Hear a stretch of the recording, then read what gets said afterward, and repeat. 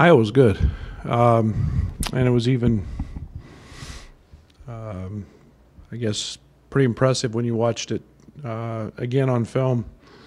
So I don't want to take anything away from them. When you have three guys go 13 of 14 from the three in a game, that's pretty impressive. That's hard to do in the gym by yourself. But they did it, and give them a lot of credit. I don't know if we drank the poison of success or just being a little bit different and young, not having a walkthrough, getting in late, having some travel adversity, and not being in that gym at all until game time, which was the first time that's happened to us this season. But we were flat, and they were really good.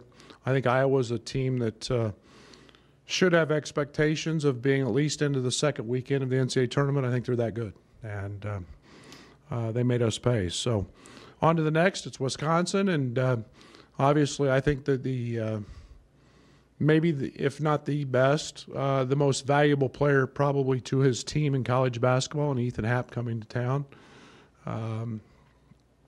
It's pretty impressive to see a young man and look in the record books and see him in the top 3 or 4 in just about every category, including steals and points and rebounds and assists. He's very good. They're obviously coming off a big win against Michigan, and they got a huge night from him. But they're more than him. Trice is having a very, very good year. And, Brad Davison's one of the great tough guys in our league. Jack of all trades, does a little bit of everything. And this is a very good Wisconsin basketball team. I thought preseason, I thought this was the best team in the league, probably the team to beat. But Happ makes them go, and we've got our hands full with him.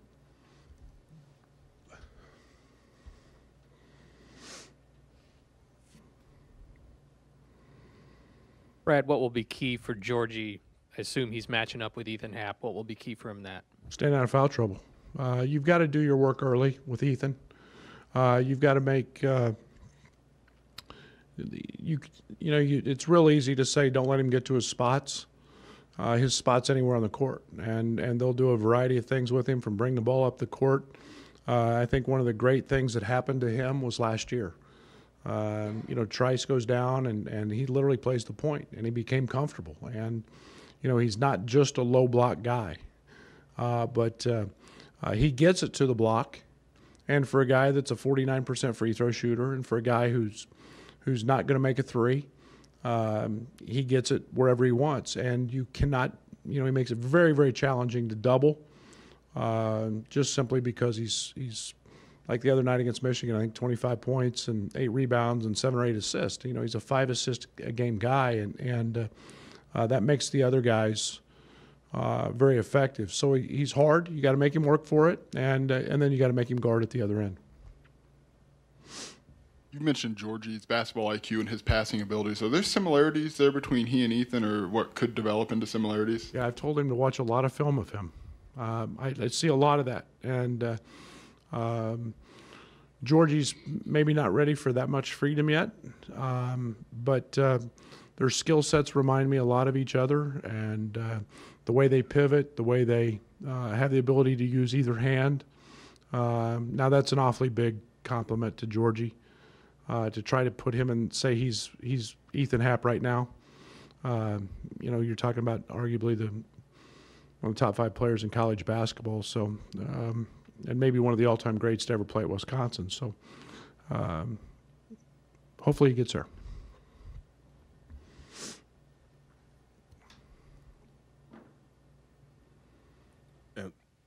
Tevyen's really brought some energy and played well when he's been on the court. How does he maybe stay on the court a little longer just and avoid some of those quick fouls that he's had the last 2 games? Yeah, and I mean that's been his biggest problem. I don't know if that's a nervous energy. I think that he's trying to play really, really hard, and it's just comfort, Scott. I think he's got to grow into, finding the speed of the game, mentally has to slow down for him, familiarity. But yeah, he does. He provides an energy for us. He provides a pace for us that on the offensive end that's good. He's showing why he's such a good shooter.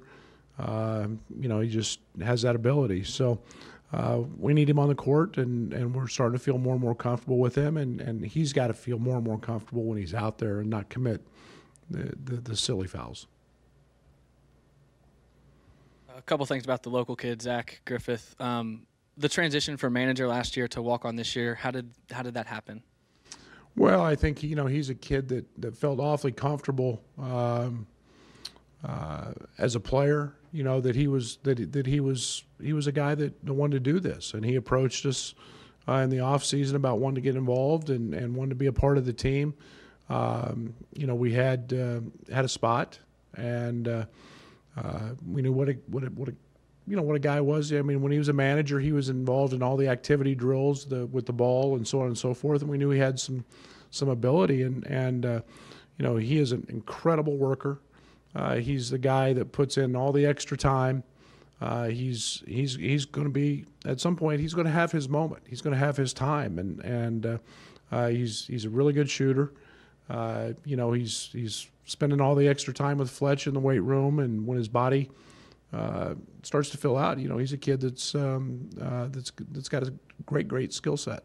He told me today that he was kind of the scout team, Ethan Happ. So how has he adapted to that role and been helping you guys in that way? Yeah, I mean, he's skilled enough. He's not 6'9" or 10 like Ethan, but he's the same guy that can put the ball down on the floor, and he can uses either hand around the basket, and his skill set is the guy that best fits us, and he has the ability to do that. And he proves to be a pretty hard guard, and he's physical, and he plays extremely hard.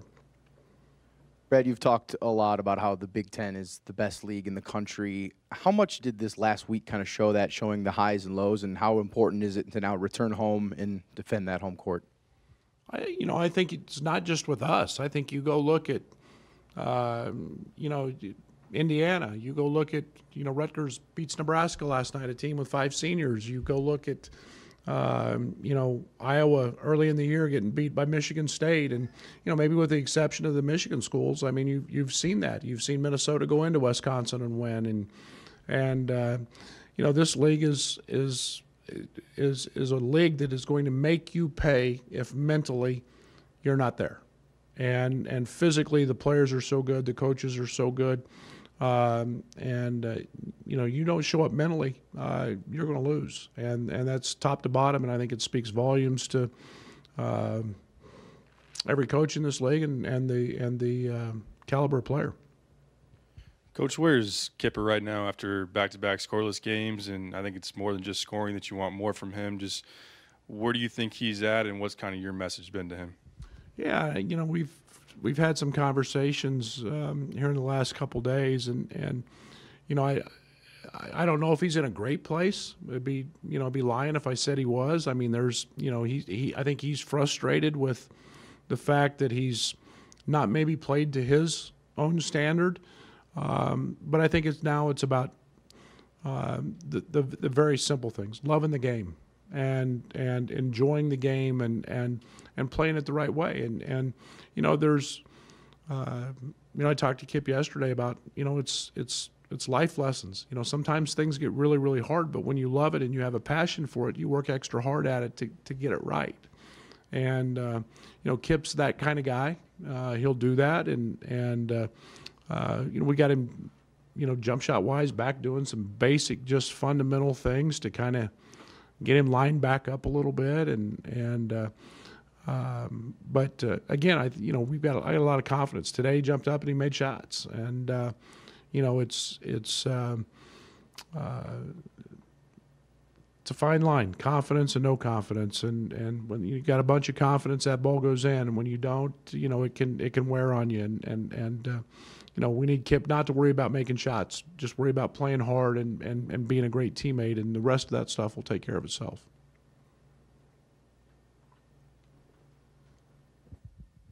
Well, Sunday maybe another positive step forward for Samba in terms defensively, just the way he guarded Luka Garza. Yeah, it's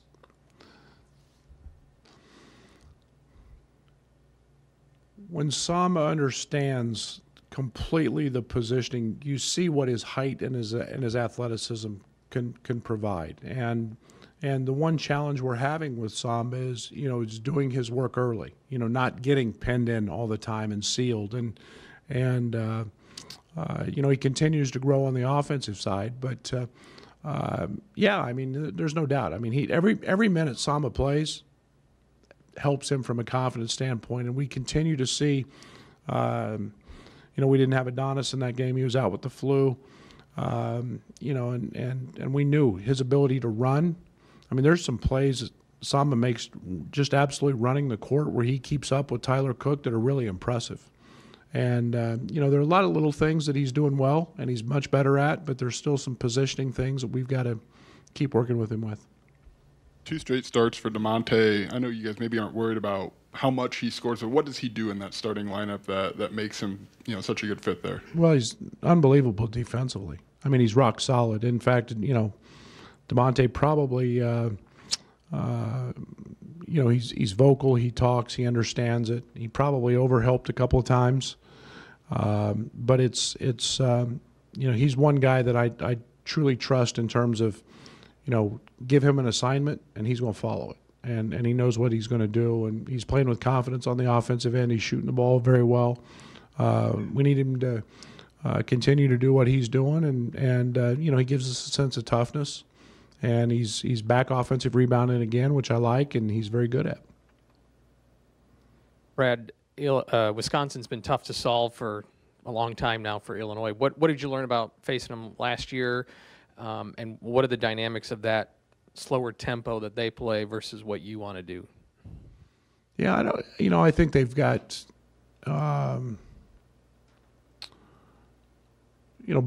Ryan was in here this fall for a clinic, and I made the comment to him, and not that I'd make it to Greg as well, but Greg's part of that same family and that tree.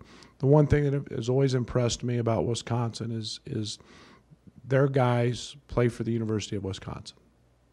I mean, and they play hard. They want to be a part of that. And I mean, Brad Davidson's a great example. That young man is tough. He separates his shoulder last year. He comes out of the game. They take him back in the tunnel. They pop that sucker back in, and he's back in the game.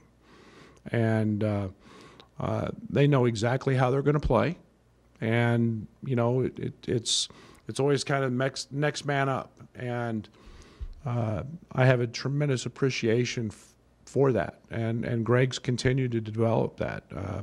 They do what they do. And now they have really good players. They have one of the best players in the country. And they're a handful every single night, and it doesn't matter. If you want to run, they'll run with you. If you want to play half court, they're going to play half court with you. And they don't beat themselves. And along the way, they've got seem to stay old, and yet mix in a new guy here or there. But it's a very, very good basketball team, and it has been for quite some time.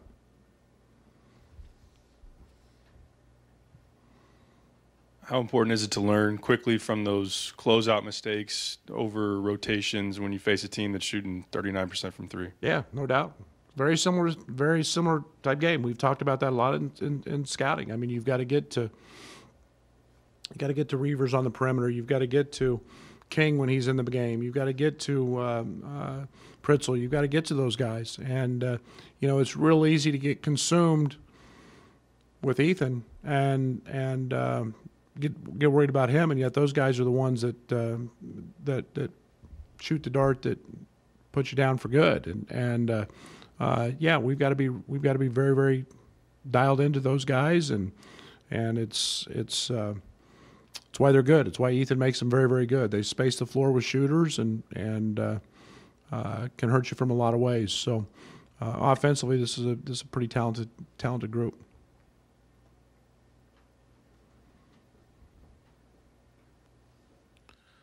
Georgie's gonna MC Jack Jams next week. Is him with a mic in his hand? Is he just gonna be in his element there, maybe? That's pretty scary. I haven't bought my ticket yet. I may have to go for just the sheer amusement. No, I think if anybody saw the Big Ten interview that they did with him, and his nothing's off limits with Georgie. That's the best way to put it. But that'll be fun, and he's. When you really talk to Georgie and you find out how he grew up, and you find out how sincere and passionate he is, but you also find out what a tremendous character he is and how funny he is, and it's so genuine, and it's nice to see a guy who's doesn't take getting 3 square meals a day for granted, and being able to shower more than once a week for granted, and he loves life, and I have a great appreciation for how simple he sees things. So, but yeah, that'll be fun. That'll be a good night, and I probably don't want to go because I'll probably be made fun of somehow.